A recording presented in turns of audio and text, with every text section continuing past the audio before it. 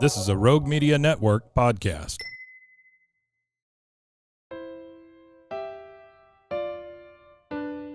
Mariette's on the move. What? Mariette's on the move. Again? Mariette's on the move. If you are dreaming about moving to a new city to pursue the life of your dreams, this podcast is for you. Moving 18 times in 23 years to 5 of America's top cities, I know it's not easy to make those decisions alone. I help you develop the dream, the plan, and the move, even if we need to get scrappy to get you there. I'll be doing interviews, career and city spotlights, and sharing my crazy moving stories, tips, tricks, and scams to avoid. Traveling to explore your dreams has never been easier. Now let's get moving.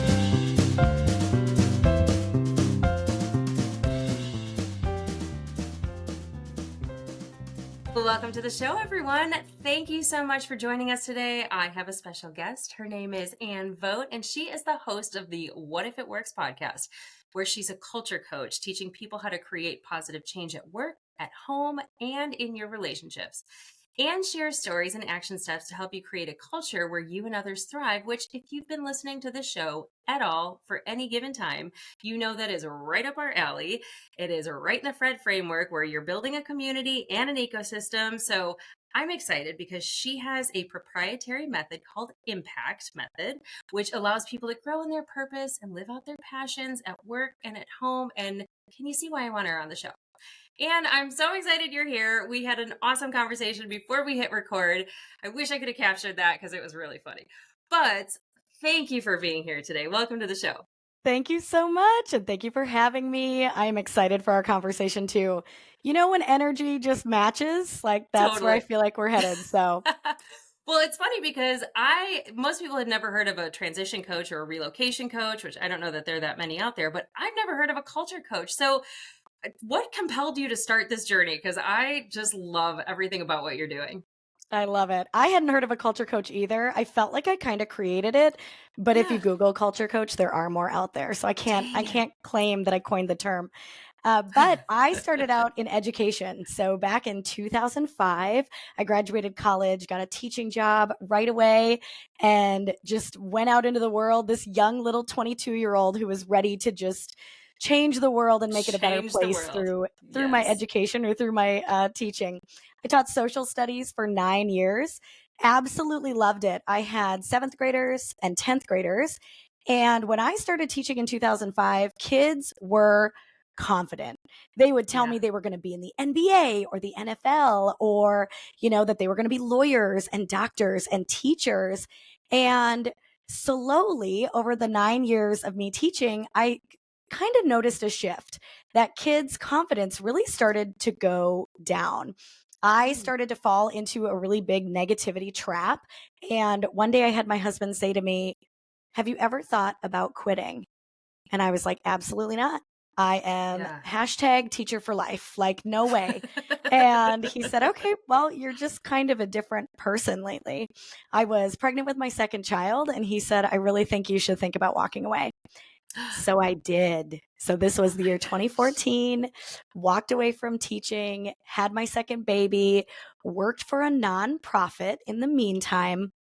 And then about 2 years later, I had the opportunity to go back into the classroom because we needed insurance and, just different things like that. So I thought, you know what, let's just go back in. I loved it. I miss it. I had this little sabbatical to get me recharged, right? Yeah. Talk about a transition and kind of like sitting in the void for a little bit so that I could get recharged to go back in. And I got placed into an art classroom. So I taught social studies originally, where there is information and you are asking kids to utilize that information to, create projects. And now I was going into an art classroom where you are teaching them a skill, and then they are just like creatively exploring that skill and their own brain. It was life-changing. Watching kids who hated social studies be super confident in art, showing up on time, showing up early, helping their neighbors, helping myself, who was new to the art classroom. I was just astonished at the difference in the behavior that I was seeing in some of these students who I had taught just a couple years earlier. Yeah. Lo and behold, this is pre-pandemic. Normally, this doesn't happen. The social studies teacher in the building actually left at the end of my art sub time. My principal walked Wow. in. Yeah, that was wild. It was That's literally fate, timing. if you are a believer. Like, it I was am. fate that I had somebody leave and my position was now open and I was able to just transition into that role. But now I had such a different perspective on kids, on Mhm. belief, people who believe in themselves and their skills. I had A+ students who were my social studies students who hated art. And guess what? They were not present. They were Right? making sure that they were going to do their band lesson during art Yeah. class. They were frustrated and angry and snippy with me. And I really noticed that lack of confidence was changing their behaviors.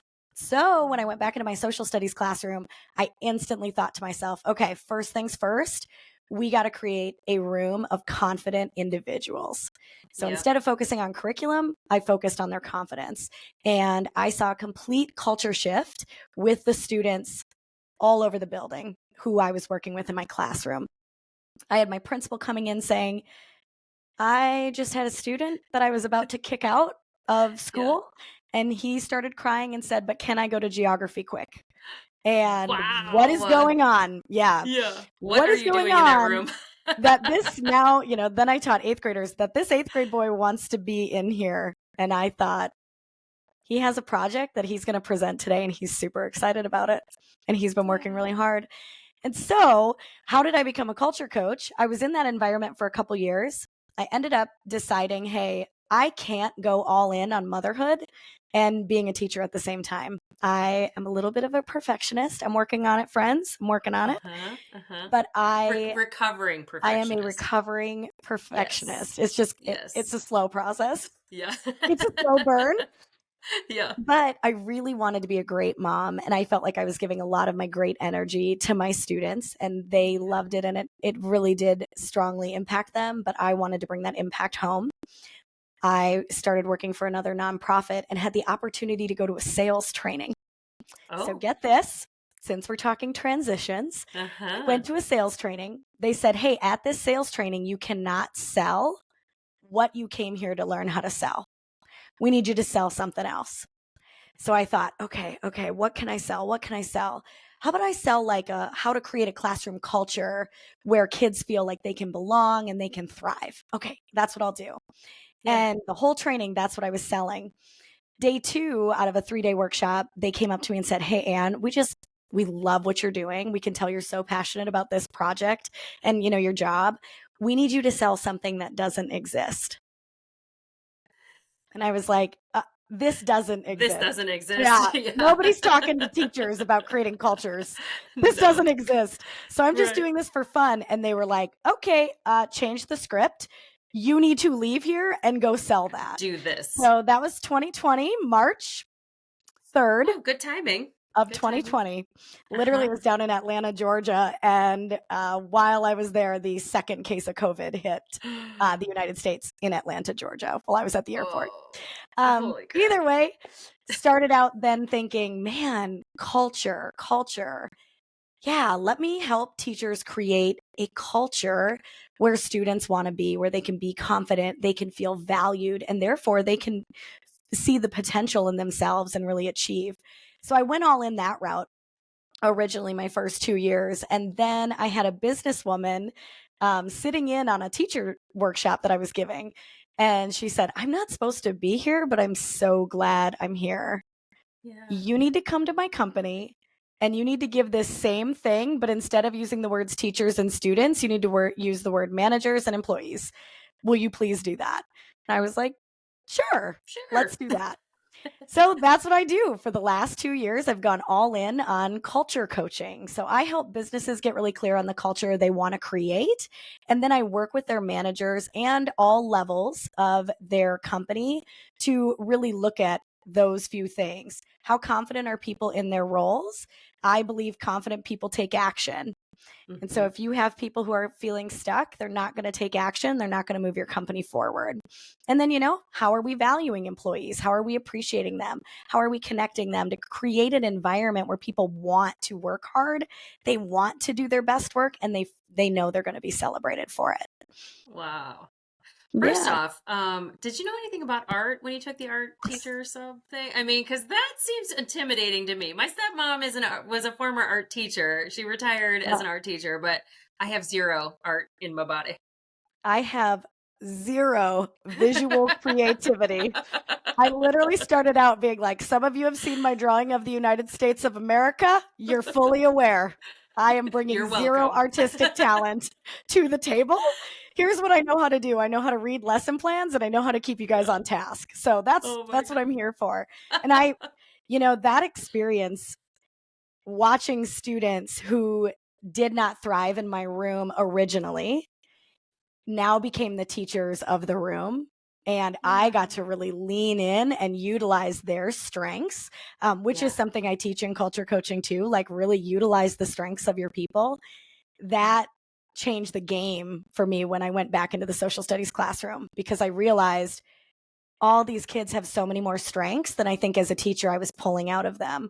I wanted them to write papers. I wanted them to do debates. I wanted them to create PowerPoint presentations and posters. And that was all great. But man, there's a whole nother side of learning and showcasing your learning that I really wasn't leaning into for a lot of my students. And so that was a total game changer for me to see how, if you allow a kid to make a rap about American history, you are going to gain so much yourself, while this student think of all the skills it would take you to write a rap about an American history event. Totally. And you're going to remember it. And you're going to remember I would remember it more than I would, if you just told me about it. And you're not just memorizing facts and making them rhyme. You're analyzing the whole situation and thinking about, so much more. So really, you're doing way more work than the kid who wrote a 5-paragraph essay. So totally. And they're super into it. Oh, yes, they were super into it. They got connected to it a lot faster. I believe they got connected to me a lot faster, because now I was looking for what Mariette's strength was. I was looking. You're like empowering them. Yes. And like, ooh, you love being in front of an audience. So when I need someone to stand up here and help me with something, like, I'm going to call on that girl.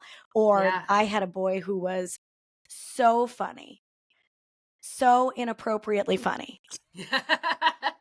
Not school appropriate funny. Not school appropriate. So funny that one day I held him after class and I said, listen, I need you to know that you have a future in comedy, in entertainment, and I do not want to put a roof on that. Tamp that, but we need to censor it a little bit. And you know what? That conversation went further than so many other things I could have done with that boy who kept making inappropriate comments.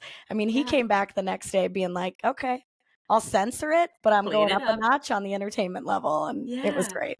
Well, and that's part of it. Like, you want a teacher that empowers you and teaches you how to be a good human, but you also need that guidance sometimes to say, like, hey, you're a little bit off track here down the road. But if you want to do stand-up comedy about, look at Hamilton. Look at Hamilton, right? Perfect example about how you can take lemons and make lemonade. Absolutely. Yeah. Oh my gosh, I love this. It's so that was the beginning.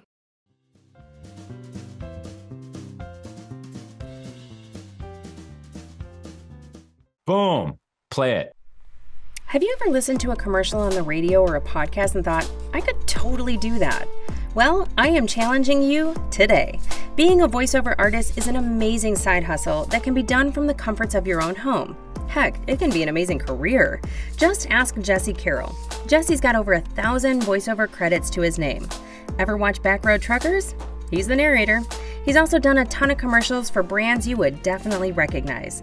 If you're ready to try your hand at voiceovers, go to mariette'sonthemove.com and head to my favorites page to learn more about his new digital course and coaching package. If you use code MOTM, you'll get 20% off at checkout. Have you heard of Monat or Modern Nature? I hadn't either before my friend Monica was raving about their skincare products that she's obsessed with. I took their hair quiz to find out which product line would be best for me since I just happen to be looking for new shampoo and conditioner, and I signed up for their VIP package that got me a little bit of everything to try out.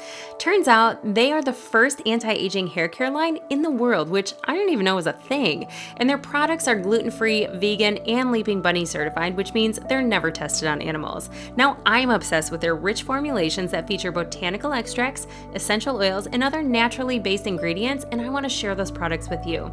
I'll put the link in the show notes, or you can hit the faves page on my website. It's safe, EU approved, and clinically tested by third parties, so essentially, robustness approved. Now back to the show.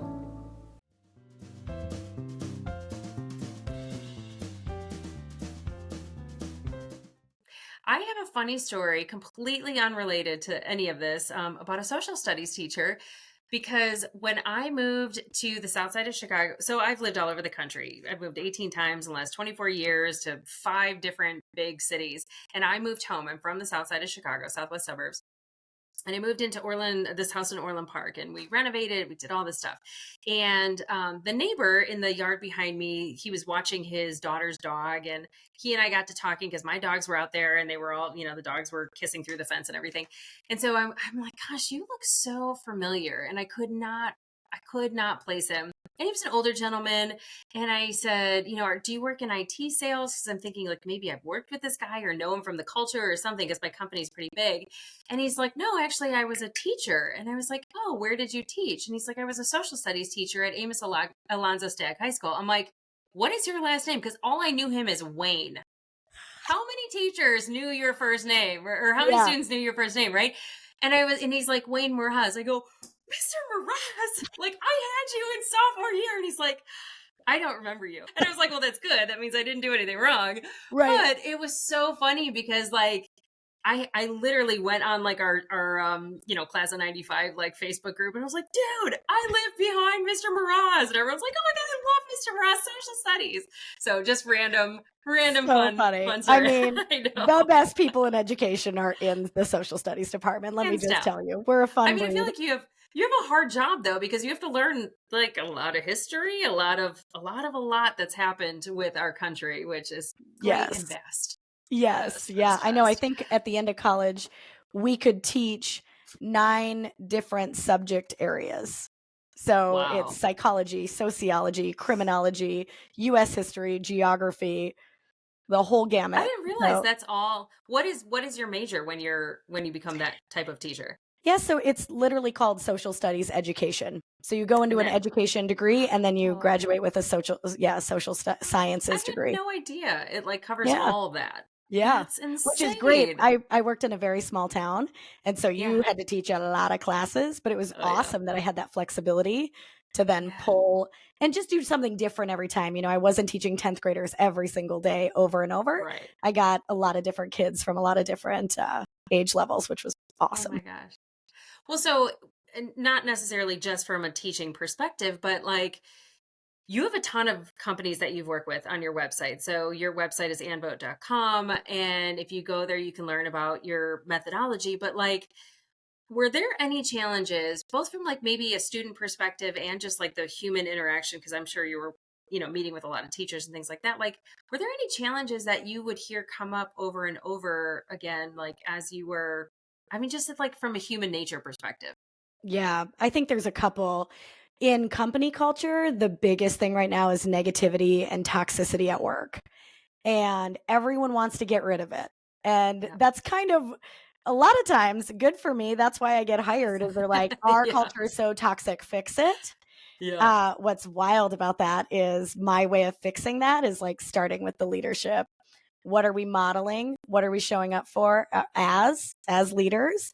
Yeah. Now, how do we want to model that for the rest of our group? What are we going to allow? Where are we going to set boundaries? Right. Yeah. And so what they want is a solution. And my solution is literally them. And they're like, oh, we got to put in the work. And I'm like, that's where it starts. Look in the mirror. Yeah. Yeah. I could see that. And I think with schools then, or students as the audience, and a lot of the employees too, it's motivating. How do you motivate people to want to do their best? How do you motivate people to want to show up? And I root that instantly in people show up when they feel valued, Yeah. and people show It's up when they true. feel confident in how their work makes a difference for others. And if they Yeah. are lost in those two things, if they don't feel valued and they don't feel confident that their actions even make a difference, am I going to show up on time? Am I going to choose to call in sick? If I'm a Yeah. student, am I going to go to a class? Or am I Right. going to find a reason not to be there? And Right. so that was kind of first and foremost for me, is how do I make every student in here feel valued? And that's what I coach now leadership to do, is how can you make every single employee feel valued? And there's an easy way to do that. I know you mentioned the impact method. Yeah. I believe there's 6 steps to creating a culture where people can thrive. And one of those is appreciating people for who they are Mm. and the behaviors they are taking.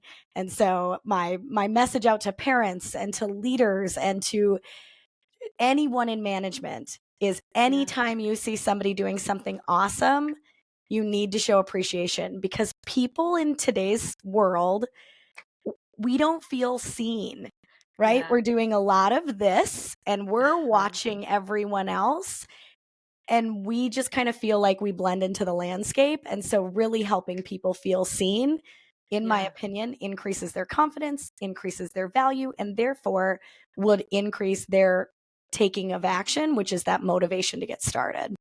Yeah, I love that. I honestly have been in, well, so I lead a team now. I'm in leadership at my company, and I'm very lucky. I have just this awesome group of men and women that are complete hustlers. Like half the time I feel like, what am I bringing to the table, right? Like, cuz they're so good. Oh, But that I feels get good. that, like, there's not a single person that I've ever led, worked with, that doesn't want to, like, be good at their job. And that is the first thing. Like, when I find somebody, in fact, I was just mentoring somebody the other day, like, there was a little bit of a disconnect with what he was being asked to do and what his resources were, what he was trained to do, like the Yeah. knowledge he had. And all I had to do was help him connect those dots, you know? And it's like, we are still working on it. We're going to put time on the calendar. But he wanted to be good at his job. He wants to crush it. He wants to, provide and do well for the company. And I feel like that's with anything. That could be in your relationships at home. That could be like, in your friendships. Like, you want to be a good friend, but there Yeah. are times when you find yourself getting into this negative pattern, maybe telling yourself untrue stories about the situation you're in or what you're doing or how you're doing it. But I think inherently people want to do good. And most, I would say, oh, I don't, you would probably have a better perspective on this, but I feel like most people, like, want to be optimistic versus pessimistic. Would you agree, or what's your perspective on that? I think so. The title of my keynote speech is Captain Your Culture. And Mm, I want people to own the idea that they can decide how they show up, yeah. how they engage with others, and what they bring to that table. Because, like you said, I do think people want to be optimistic, but inherently, our brains are tuned to find the negativity in everything, right? Like, that's what we Yeah. needed for survival. We needed to Yeah. look for the threats. And so we do focus on the threats. And so when you feel safe and in an Mhm. environment where you feel valued, that's when you're willing to put yourself out on the line, and you're willing to make mistakes, and you're willing to try new things to be that best version of you, because you're not worried about, oh, wait, when I make a mistake, I'm going to get fired. Or, Right. right, when I Right. make a mistake, I'm going to get reprimanded. And so I think that, yes, optimism exists and people want to be optimistic, but I think Yeah. sometimes our brain is just attuned to the wrong thing. And what we set our brain to find, it will find It will find. every Yep. time. Our brains are incredibly proficient. And Yep. so really making sure that you are stepping in as the captain of, what am I thinking about? What is my mindset? What am I coming with? What are my strengths? So that you can truly lead the people around you. And when I talk about captaining your culture, it might be the culture between you and your spouse. It Mm, might be the culture between you and your kids, or in your yeah. home. but also at work in your classrooms, right? Even as a coach, if, a coach can really create a culture within the team. And so, just really helping people see the optimism because you are captaining it and you are bringing it into the environment that you are going into. And we're in 10, 20, 30 different environments every single day. I'm in an Yeah. environment standing in the line at the grocery store, right? Yeah. Like Yeah. I'm creating a culture around me when I'm asking about why they bought 7 cantaloupes or whatever. So yeah, really helping You do people. you. Yeah, you do you, Yeah. but I got questions. Well, but that's Yeah, a good point, though. I mean, our brains are problem-solving devices, and if you go into the conversation with yourself, if you are being a negative Nelly, sorry to all the Nellies out there, but like a lot of times, like when I'm going through and coaching somebody on their moves, I will literally say, like, what if this were easy? Like, because they'll come at me with all kinds of like negative things, like yes, I hate where I live, I hate my neighbors, I hate this, but I don't know where I want to live. And I'm like, yeah, you know what you don't want, right? You just told me all those things. What would it look like if it was easy? What would it look like if it were good? What, like, start asking yourself those questions that kind yes, of inspire you to start solving that problem in a positive way versus a negative way, because right. that is huge. Because sometimes we tell ourselves these stories that we're in these situations that are not as bad as we think they are, but Mm-hmm. at the same time it's hard to get out when you're down, like going down that downward spiral. It is hard to get out of it. Yes. And I think when you're in a transition, you're so nervous that the next step is going to be a step backwards. Or what Yeah. if I get back into a culture that I don't like? What if I don't like my boss? What if I Yeah. move into a city and I don't like where I live, or I meet my neighbors and I don't like that? And yes, you could think about that and journal on that for weeks, months, Yeah. years, and you will never Yep. move because Yep. that is what you are so focused on. And so, yes, really training the mindset, which I think both of us do as coaches. It's like Yeah. you got to start from a place of growth and positivity. And that's step one in my Yeah. impact method. That literally Yeah. is Tell us step about one. that. It is investigate. Like, Okay. let's investigate you. I don't even Yeah. want to talk about your culture. I want to Right. investigate you. Who are you being? Who are you showing up as? What's your mindset look like? Right? Yeah. Then investigate what kind of a team do you want? Because a Yeah. lot of times companies or leaders will want to tell me about why their team, the one they have right now, isn't moving and it's their fault. And well, this Yeah. is what I have for a team. And that's why my job is hard. And I always like, no, time out. What do you want though? Like, let's Yeah. investigate. What do you want from your team? What kind of people do you want? What kind of skills do you want them to have? And guess what? We as role models, as mentors, we can go build that tomorrow. You want more Right. collaborative people? Great. At the staff meeting tomorrow, you're going to ask for collaboration. You want more Yeah. people being flexible? Great. The next time in a staff meeting you see somebody being flexible, you thank them for their flexibility. But you got to Yeah. know what you want before you go tell me that your culture is toxic or negative. Well, what do you want? Right. Yeah. And getting really clear on that. And then lastly, we obviously investigate what kind of culture do you want? What Yeah. is it going to sound like when you walk into the office? What is it going to feel like? What is it going to read like in emails? What kind of communication are you going to have? Right. And so, yeah, the beginning of the impact method is first, you got to know what you want. Right. I feel like that's in any coaching that people do, even if you're coaching somebody for Yeah. weight loss, the first thing is like, what do you want? Let's get really clear on that Yeah. so that we have a goal to work towards, right? Yeah. Yeah. Ooh, so what's the M? Yeah. So the M is No, I'm model. intrigued. Yeah, Go, I know. Let's Mariette. go, right? Yeah, so the M is model. So a lot of times I will have teachers or leaders or managers say, well, I need XYZ. Great. Are you modeling X, Y, or Z? And Yeah. if you're not, I don't need them necessarily modeling the exact work, but I need them giving clear expectations so that Yeah. people can be confident in taking action. And so if you want to get rid of negativity, then we need to create a more positive environment. We need to set boundaries around that negativity and we need to create space for positivity, right? So how can we model that as a leader each and every day so it becomes the culture? You know, I used to have students who they were great in my room, because that's where they knew they were valued and trusted and, Yep. believed in. But they weren't great in either other people's rooms or in the hallways or in the cafeteria.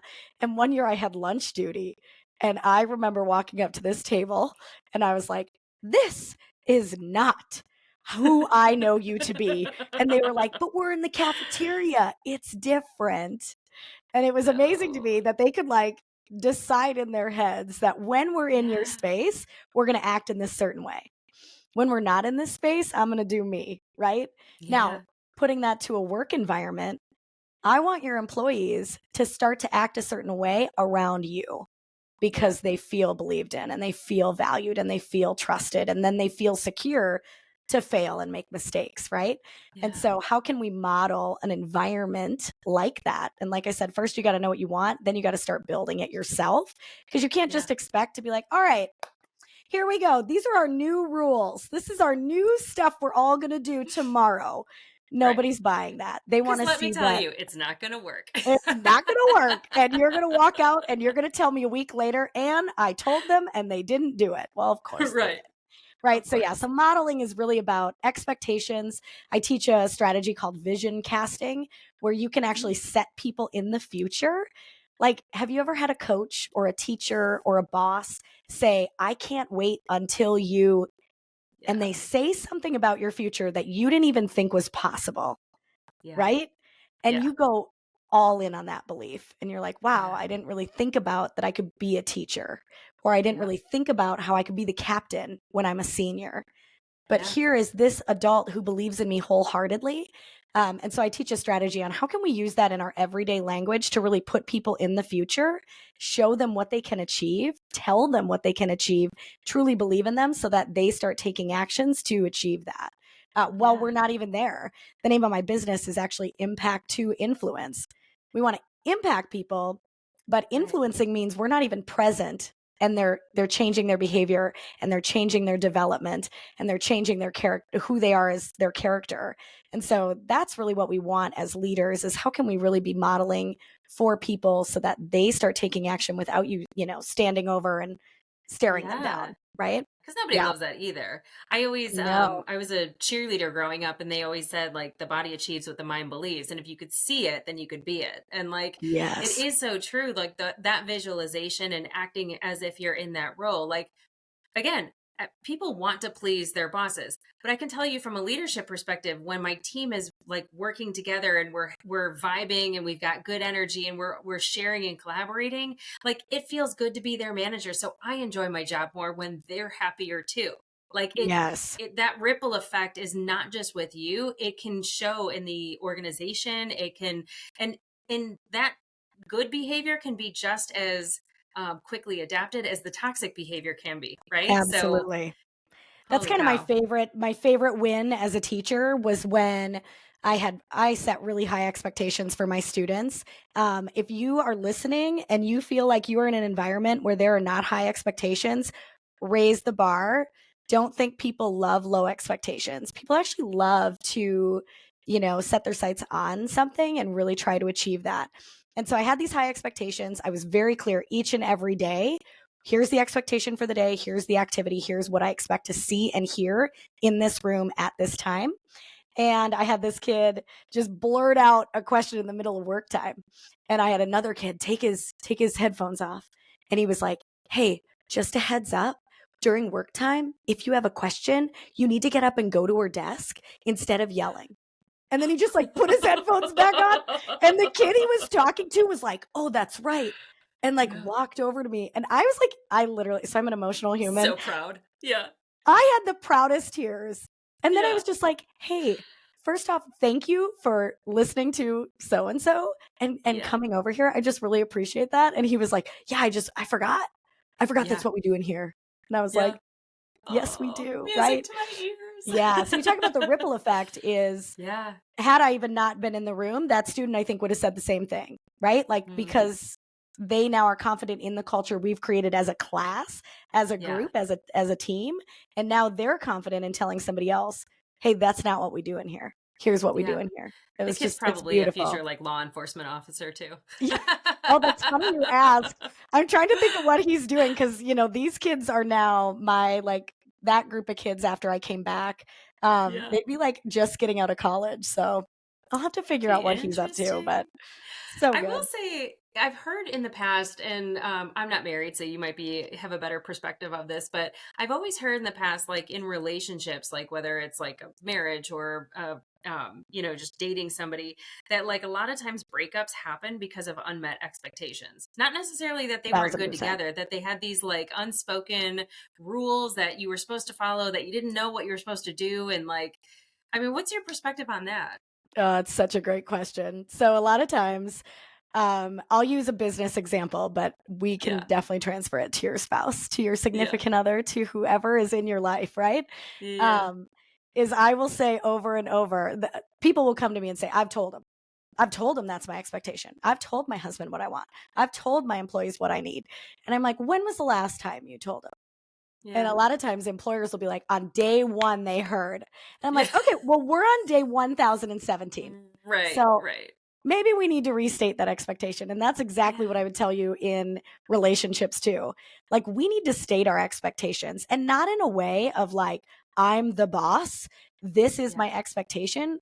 Expectations are respectful, because when you Yeah. are clear on what you expect, your spouse, your kids can now take action knowing that's what the expectation is, right? And they can Yeah. be more Yeah. confident and they're going to take action faster, honestly, Yeah. in my opinion.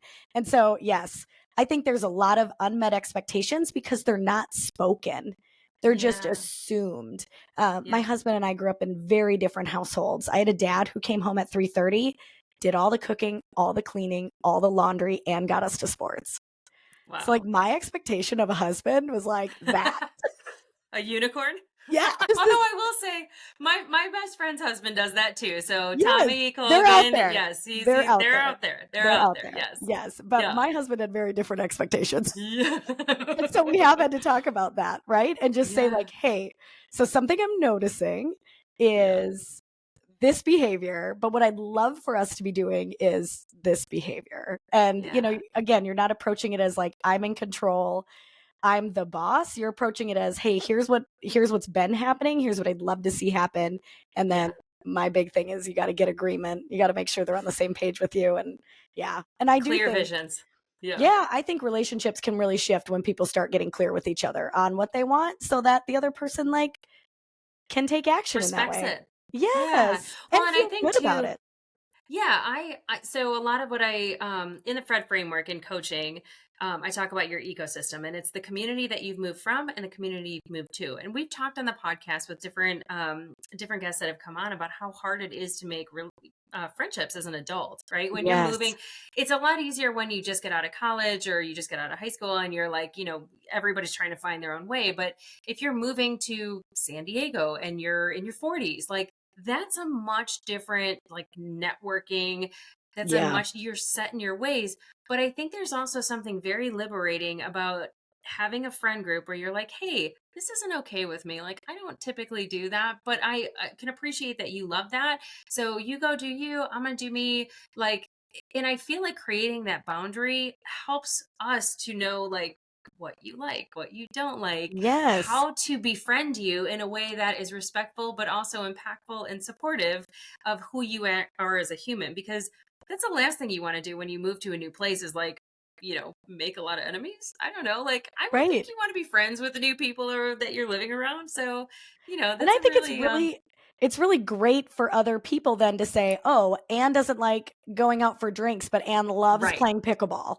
And Yes, hey, it's a beautiful day today. Let's invite her along, right? Versus, I totally. don't even know if I should reach out to Anne. I don't know if this is her vibe.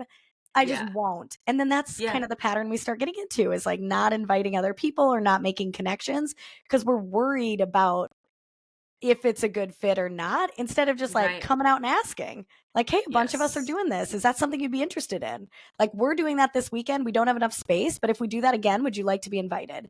Right. And yeah, Yeah. just being really clear on what you Yeah. like and what you don't like, so people can, again, be more confident in making that connection when it comes up. I think that's great Totally. advice for like friend groups, moving new places. Even if you're at the gym and you run into somebody you've never met, being like, hey, I'm new here, being really clear and Yeah. upfront, like, I'm new here. I'd love to get to know people, or, is there a good restaurant nearby, or what's the, Yeah. and just like start a conversation, but being open to like, I'm open to friends instead Yeah. of sitting with our earbuds in the I know. gym I hate looking that. unapproachable, right? Well, So, we don't get in community enough these days. And mm, I just feel like there's this whole feeling in the world right now that people like you say, like there's general burnout. They're undervalued, underconfident, not feeling good about themselves. And then we're moving to places where you're forced to make new friends or not.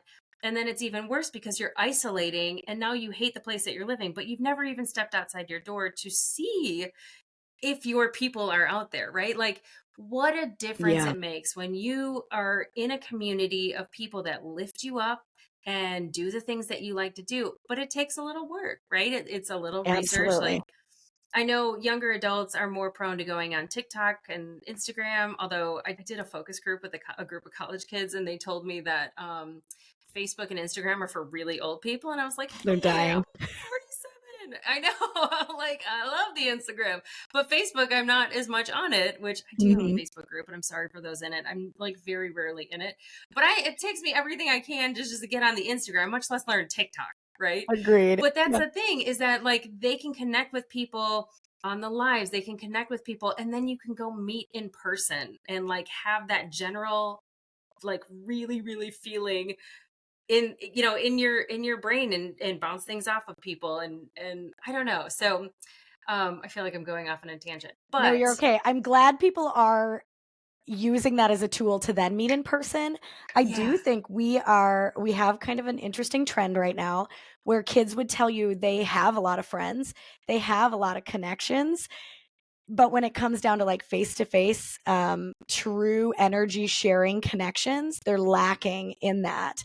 And so, really helping people get out there and put themselves out there, which has always been scary, but I think it's on a new yeah, level of scary or fearsome for a lot of people because they're used to connecting this way, right? I'm sending you memes, yeah, I'm sending you TikToks, and no, we're friends, but right, we're not having genuine connection or genuine conversation. Or, like I said, just sharing energy. You can just yeah, feel it when that's happening, and it yeah. doesn't come through on a screen in that same way. I would So, love, like, my one of my original intentions, and I do still want to do this one day. I just don't know where how to do it, because if people aren't using Facebook groups anymore, I'd have to get like Circles or School or one of those like platforms that does it. But I would love, love, love to create a community of people who are movers, who are considering moving. And when you go to visit those cities, you have a meetup. Like, I know Meetup is yeah. if you've not heard that app, if you're listening, like there's an app called Meetup, and you can start a meetup for anything. You can start a meetup for new people that have just moved here, people that like pickleball, like you mentioned. Like, you can do a meetup for literally every. You can meet up and watch Dateline together. Like, there's so many random things that you can do on Meetup. But again, it's taking that action. Like, I run a Whole30 group. And Whole30, if you're unfamiliar with the program, it is a food reset. It basically takes the inflammatory foods out of your diet. I'm actually on round right now. I do it twice a year because I'm in remission for Crohn's, and that's how I keep my Oh, celiac and so my good. Crohn's in check, right? I keep the inflammation down. I had an administrator, like a girl that I made an administrator on in the group with me. She knew the rules. Like, she's an upholder. If you know Gretchen Rubin's like Four Tendencies, like she is like a rule follower. She the kid that said shut up and go up to the Yeah, desk. Like, the type he A, was yep. probably an upholder. Yeah, he was an Yeah, upholder. So so Michelle lives in the greater Austin area. She lives in a suburb of Austin. And a couple of years ago, I was going out there for Savvy was the clothing company that I launched. It's on my favorites page. It's still one of my favorites. I still wear the clothes every day. yeah, But we launched the brand in Austin. We went to Austin City Lights. And so I reached out to her, and I was like, this might be weird, but you and I have been quote unquote friends for 2 years now. We even were talking on the phone. We like, we're friends. Do you want to grab coffee in real life? And she yeah. was like, absolutely. Yes. Like, didn't even hesitate. When are you coming in? And Yeah. like we made it happen. And it was so weird because just as I figured, because we are good friends, like texting and like it was like we had known each other for years. And Yeah. now, and literally, I was just out in Austin a couple weeks ago for Rogue Media had their Waco block party. I went out for that. We recorded the podcast live in a theater, which was super cool. And I met up with her. We celebrated her engagement at a restaurant, and like we Awesome. are actually real friends, but we met online, So Yeah. like I know it's possible, and I know it's hard, but that connection is so impactful. Not to like be cheeky on your method, but Yeah. it's so impactful It when you can is. actually like become friends with somebody and then meet them in real life. Yes. And I think I totally agree with you. It takes one of you taking action.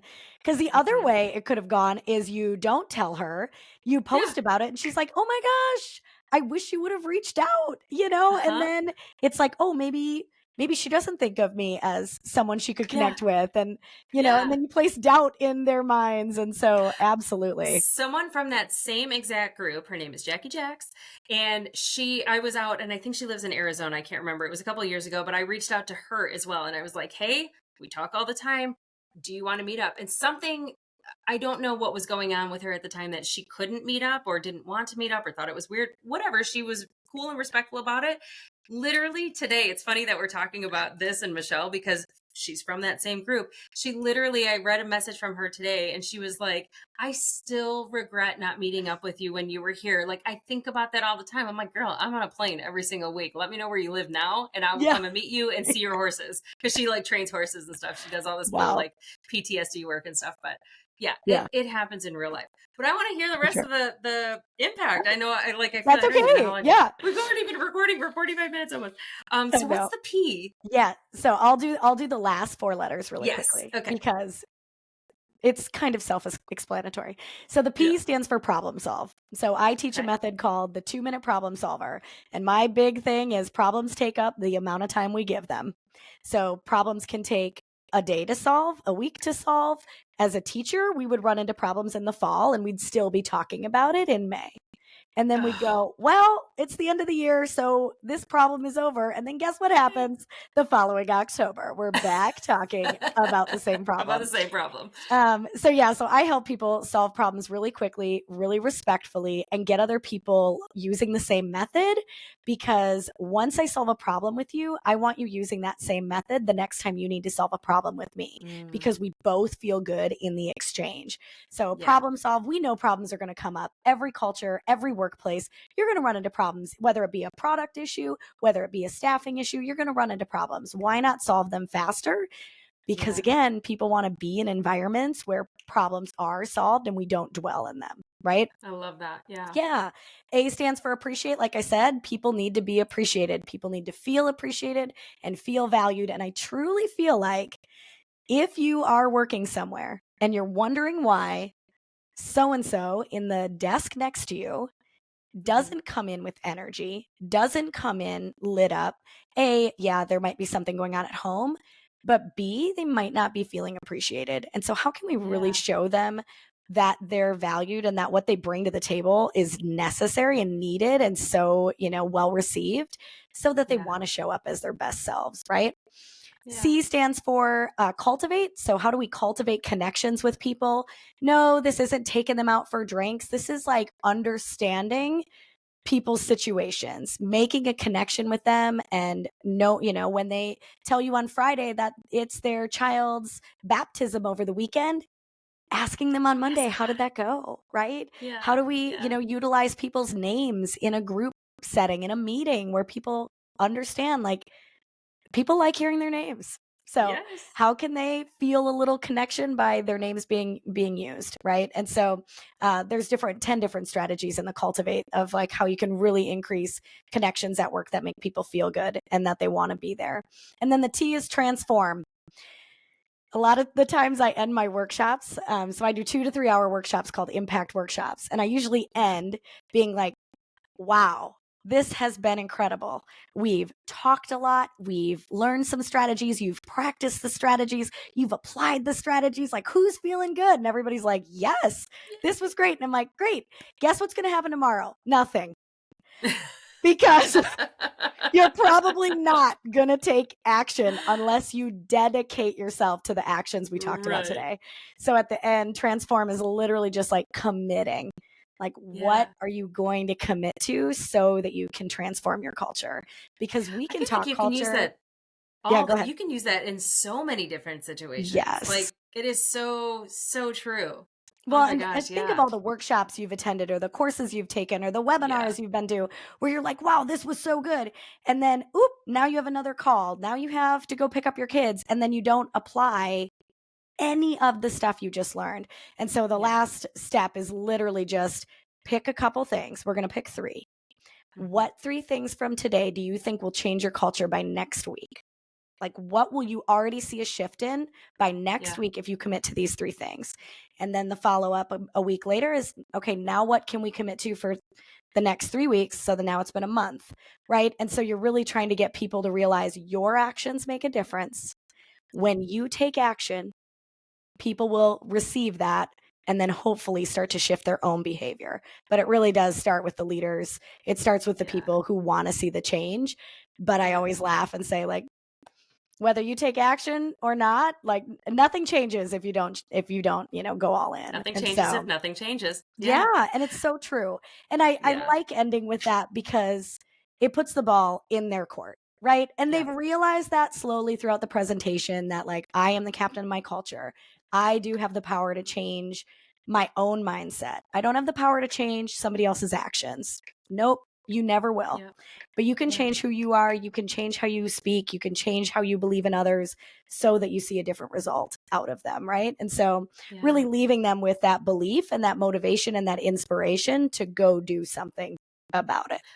I love being able to, like, correlate that to a community that you're moving into, because a lot of times people leave where they're at. I mean, sometimes it's for jobs or getting married or whatever it is, but a lot of times you want to change. But that you have to be that change. I mean, not to, like, quote, who is it, like Gandhi or something like that. Yeah. But you have to be the change you want to see. So if you want better friends, you need to be a better friend. If you want 100%. better support, you need to be more supportive. Like, I've come into, I mean, obviously I've moved a million times, but I've come into communities where people are like, oh yeah, like I feel like I have a great connection with them. But connection doesn't mean intention, right? So somebody can make a huge impact on me and we can have a great conversation. If they have zero intentions of ever hanging out with me again, I'll be a little hurt, but now I know that that's not my person and they're not going to be in my community and I'm not going to put my energy and, like, into seeing them, right? Yeah. That's huge, because you want to be able to create a community of people that you want to hang out with. Like, yes, I think of when I moved to San Diego, I got very, very, well, it was an interesting story because, one, when I was moving to San Diego, my stuff got held hostage by the movers. So I had to get the FBI involved. Like, it was like a traumatic experience. Like, I found them on the Better Business Bureau. Like, I thought they were legit, all these things. So I get to San Diego, cute little 1-bedroom apartment. And the way the building looked, it was like, those outdoor motels where you, like, walk right up to the door. Like, that's what it looked like. And apparently that apartment had been vacant for a long time, like 3 or 4 months. And so there were a lot of people that would go in and squat. So, like, I had I had the traumatic experience with movers. Then I move into it. I go on my first trip, like a couple weeks, like, into me there, and somebody had spent some time in my apartment. Terrifying. Like left dishes in the sink. Like, if you don't want me to know you're there, do the dishes. Clean up after yourself, please. Wipe down the shower. Did you put that on the door the next trip you took? Like, listen, if you're going to squat, I can't stop you, but I can ask you to please clean up after yourself. Clean up after yourself. I don't mind if you stay here. It was like Airbnb before Airbnb was actually born. Like, what was so funny is that... But free. But free Airbnb, which I would totally take advantage of if it was today. My neighbor was so funny, and this is a complete side note, but my neighbor was so funny. Like, he was a total surfer and he had just come out from surfing, and I, like, walked out and I was like, I think somebody's in my apartment. So he goes and he grabs a bat and he's, like, going through everything, and, like, nobody was there, but he had told me about the squatters. Anyway, I ended up talking to the landlord. I'm like, I just don't feel safe here. Is it cool if I moved out? And one of my friends that I knew in San Diego, she was like, hey, this girl Kara, lives here. I think she was just looking for a new apartment. I think you guys would get along really well. She's got a whole group of friends. Do you want to meet her?" And literally, like, her and I end up meeting, and like, we're still friends to this day. She still lives in the apartment that we shared in San Diego, like 21 years later. But she literally brought me into this community of people that respected each other. We all had so much fun together. We all still are like liking each other's posts on Facebook and Instagram. And like, I feel like we're still a community within the greater community. And it was all because like we had those expectations. People often what didn't, right? Yeah. So, I mean, I feel like that is so incredibly important, but I love impact, this impact method. So investigate, model, problem solve, appreciate, cultivate and connect, I guess. Cultivate and connect. Cultivate. And Yep. then transform. Yep. Cultivate and transform. Like, Yeah. easy I think peasy. you could totally apply this to, like you said, moving to a new city Moving too. to a Like new place. investigate, like, what do you want? Who do you And then, investigate, look around, figure it out, do some Mhm. research on where you want to go based on that. And then when you show I love up, it. if you want people to approach you, be approachable, right? Yeah. Like Be so much nice. of that. Yeah. Yeah. And I do think so. We just moved to the town that I live in. So I live in New Ulm, Minnesota. So I Okay. am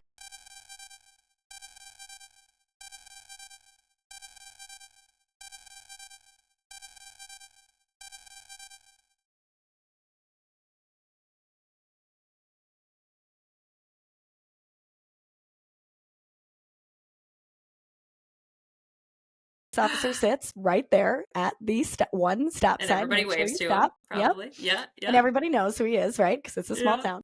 Anyways, and then we moved to a town in between those two towns, small town feel. But we Yeah. knew we wanted to be here. We had the opportunity to move anywhere, and Yeah. we wanted to be closer to family, and we wanted to be in a community that is going to support the kids, and there's going to be Felt like a parks, community. and there's going to be businesses, and there's going to be places to go to eat, you Yeah. know, and those were things we were really focused on.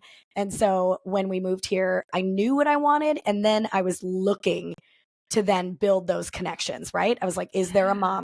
It did take a lot of action on our part. Otherwise, in American society today, you can kind of buy a house and just like blend right into it and Oh, yeah. never And interact with the isolate. community and be isolated Exactly. and Yeah. blame then everything else around you, right? And so, Yeah. really stepping into like, what do you want and going and getting it because it's out there. I think that would Yeah. be my message for anyone listening. Whatever you want, it's out there. You may Yeah. have to stretch yourself. It may be Yep. challenging to go get it and find that you're just like, oh, I'm stuck. So now I'm going to be stuck forever. Mm-hmm. And that Yep. is there is no bigger lie that you could be telling yourself, right? So Yeah. like, let that go. Stephen Furtick, he's the pastor at Elevation Church. He just wrote a book, and one of his like principles in the new book is you're only stuck until you stop, or something like that. You're not Yeah. stuck unless you stop. But that's exactly that. Like, 1,000%. Yeah. yeah, it's Yeah. collecting data on who you want to hang out with, where you want to be. And I actually, sometimes people will come to me and be like, I don't know where I want to move. And I'd Yeah. be like, okay, what don't you want in a city? And then Yeah. I'll make a list. Let's And go. then I'll say, okay, what do you love in your current community? And I'll make a list. Yes. And then together we'll get on ChatGPT and I'll be like, okay, so this person is considering moving to, so I want to move around the city of New Ulm, Minnesota. I don't want these things in my town, but I do want these things. Where in a, certain mile radius would I be if I wanted those Yep. things? And Yep. literally ChatGPT will create a list of places that you can go and visit to see if you like them. I love it. I love using technology because when I started moving, in fact, I don't even think the Google was born until I lived in San Francisco. I mean, Yeah. so I yeah, love it. there's- You can actually, I'm going to do a little plug for New Ulm, Minnesota. Tell me. We are an incredible tourist site, which is wild. We only have 14,000 people. And Yeah. we've been on the best small town in Minnesota, or best small town in the United States list for the last 15 years. Young, I put that in quotes, a Okay. young group of entrepreneurs. They're in their 30s and 40s, but that's young Okay. for Okay. entrepreneurs, right? Who are Yeah. coming back and buying these old rural downtown buildings and turning them into something incredible. So we have a brand new bookstore that's coming to town. We have a new third space that's coming. We've got restaurants downtown that all have kind of a different feel. It's just been really fun. There's a lot of people who come here because we have a total attachment to German heritage. It's a little unhinged, but it's there. I It's should have my wild. friend Christiane. She was on the podcast. Christiane Schroeter. She's from Germany. Yeah. She has the yeah. best accent ever. Yes. So we have Which tons is of a people terrible who rendition of that it. that was great, actually. I don't think I couldn't pull that out. I And love who it. knew a town of 14,000 people Yeah. would be able to fulfill like all the things I want in a city and a community. And Yeah. it's just incredible.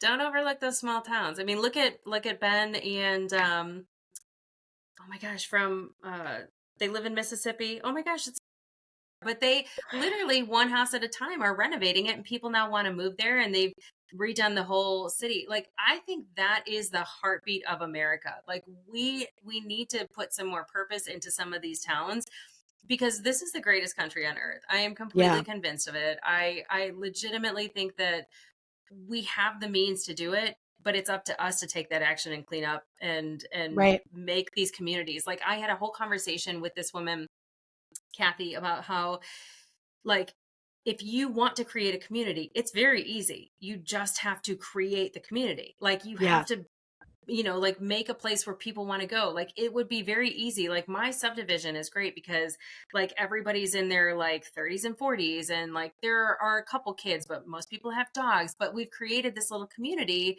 where, like, people hang out. Like, I hang out with a lot of my neighbors, right? So I mean, I think that it's doable, but you have to create that environment that you want to be in, and it starts with you. Yeah. Team of one.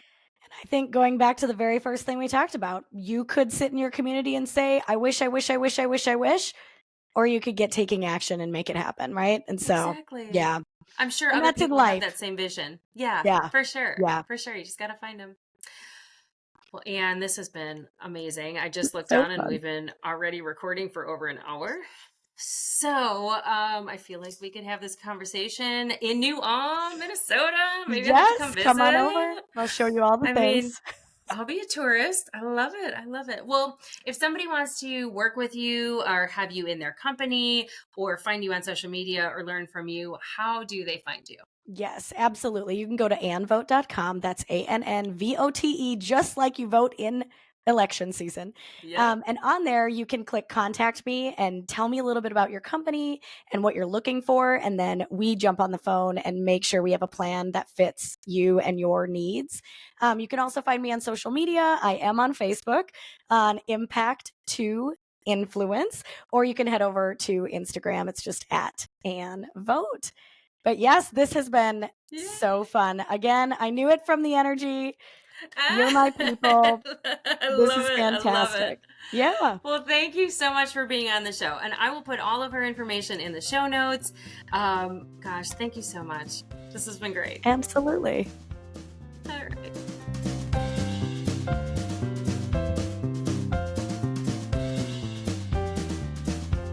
Well, I could go on forever and ever about moving you closer to your dreams, but I probably should save some thoughts for the next episode. A big thanks goes out to you for making time for me today. And making time for me, you're making time for future you, and we're both grateful. If you enjoyed this content, please subscribe to the podcast, download the episodes, and leave me a 5-star review. I would really appreciate it. In return, if you go to my website, mariette'sonthemove.com, and register for the Monday mailer, I'll send you a free Fred workbook to get your journey started.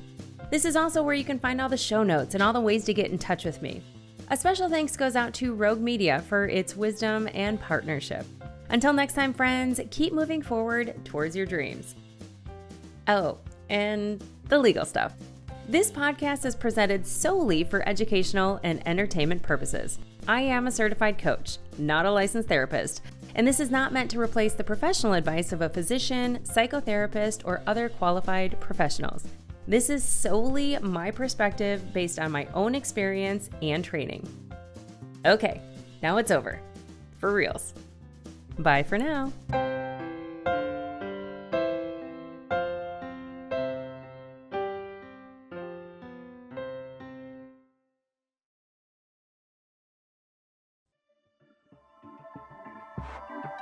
This has been a Rogue Media Network production.